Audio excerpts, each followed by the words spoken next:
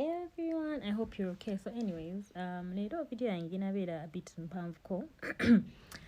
Naye, please bear with me. Nadala abawala, this is a girls girl video. I'm being a girls girl.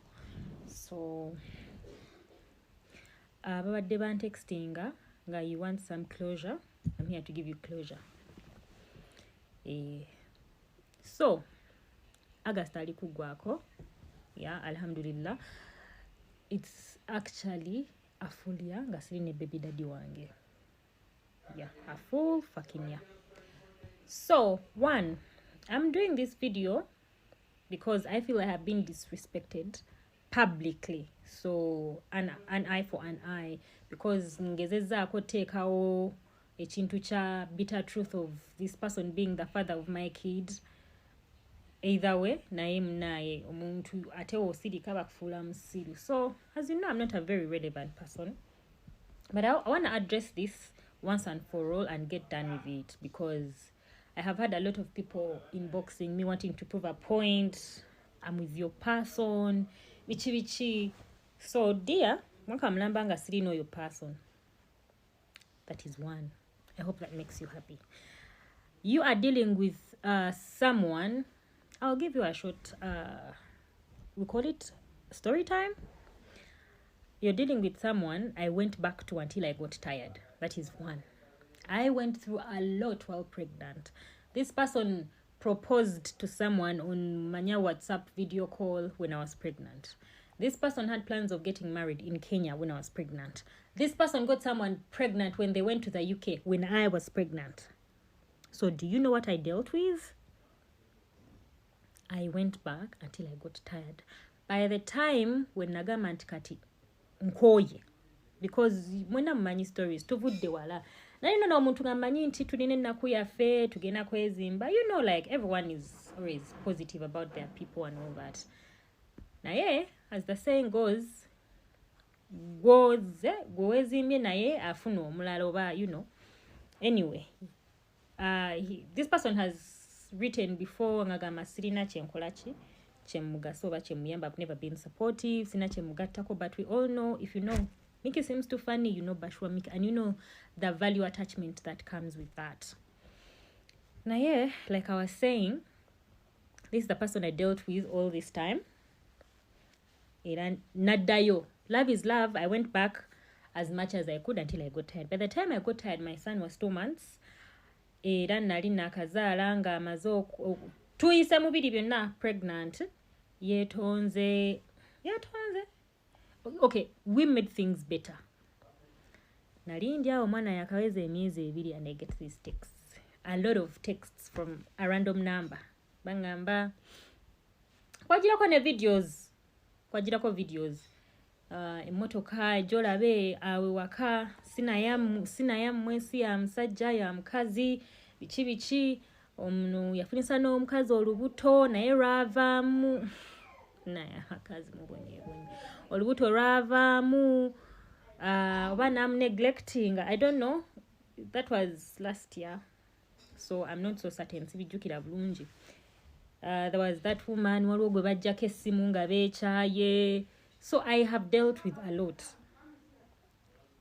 And at this point where I feel I've been disrespected enough, so I want to officially come out and say, buli omu abadde ampeereza videos, whether zija from a genuine heart trying to inform me stuff, lekera. If I wanted to know, because omuntu gwe nali naye emyaka egyo gyonna mumanyi bulungi, if I wanted to know, I would know. If I wanted to know, I would know. But I no longer want to know. Ate namwe abakazi bena yebabakoze omuntu oyo byabakoze.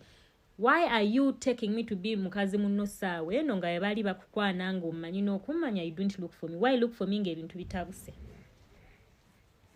The sina mugaso mu relationship yamwe bakwano. That's why I said I'm being a girl's girl. I'm giving you the tea so you know your position in this person's life. Omanyi wawoogwa. At this point, yenna aliwo alowooza nti gwaliko. Ask to be put in public if you think you're the only one. Olabe batakugambye nti yakuyingira mu mutwe. nze ebigambo byonna bindi wano at my forehead. All the replies. You're talking to someone who is inconsistent. Oyagala okuza waliwo eyayagala okuzaala and they were forced to terminate, I think. But this person tagenda kwagala mukazi mwavu. Bajja you will engage n'obwoya bukugwe ku magulu mukwano naye nga woyogera ku kyokuzaala oba olowooza ogenda funa olubuto he makes you settle down. Labira kunze eyali public lwaki siri naye. Of course they always tell you those people are the problem, you know, bagamba tosala gwakawala kati owuliriza gwakalenzi, but you don't know. Bw'oba oli mwavu nga tolinamu kasente nolowooza nti omuntu ono ojja mutegesa olubuto oswadde ojja zijja mpaka, because this person deals with people that have paper. Bw'oba tolinaamu tojja kukola, naye wali eri mu by'abakulu ojja kubawo oli olina okubeerawo awo. I'm talking about someone who only wants to involve in investment, like he invests himself with people abalina ku sente.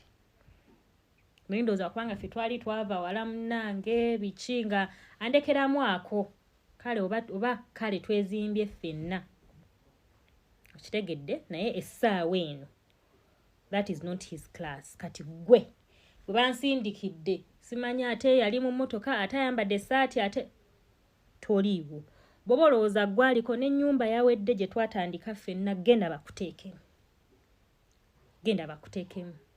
But if you think giving birth olwono omuntu olowooze nti agenda kusettlinga down mukwano ne waffe tali present father, tali consistent ne we twagezako kola co-parenting tabadde consistent. Ne ntuka nendaba nga kitabuse ne mugamba bireke, era nangamba ndi munoonya because of the kid, era nange ne mugamba bwe ndi kunoonya well and good, bwe ndiba sikunoonyeza twetadde mu luzungu ne mu luganda. Talking about someone who would want alabye nti kati ovuddeyo weterezezza ofunye akayumba kongo nga single mother, because I am that right now.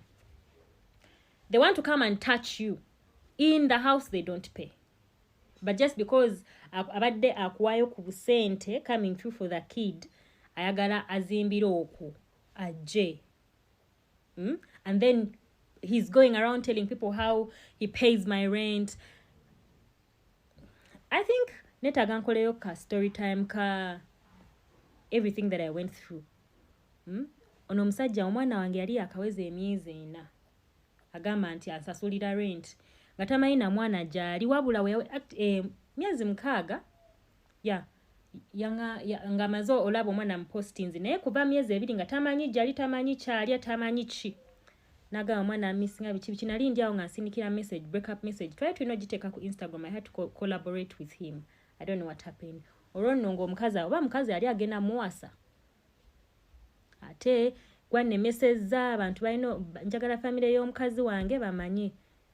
Imagine nga nakazaala byonna mbiyitamu already navayo omwana wa myezi 2 and all that. Abagenda kwekuba mbaga paka nakati I don't know what happened. Embaga simanyi we yakoma. Naenga, all in all, I don't know if I've exhausted. I will do a story time. But I just wanted to come out and at least give back the disrespect I have been getting, you know? Njizeyo ko, so that these people also feel how it feels to be disrespected, because they know actually this person knows si sobola, bashta sobola, because I have always been the quiet one. I have always been that patient, that tolerant person. But today, with all the messages I get from your people, term your girls, community eyo gye mwegattiramu bateeminge, so that they don't reach out to me, because you definitely know ebintu nze binsanga gyendi. Things find me where I am. So the fact that we're blocking buli wamu waneno bajja kakusharingira kali kutuukako kajja kutuukako.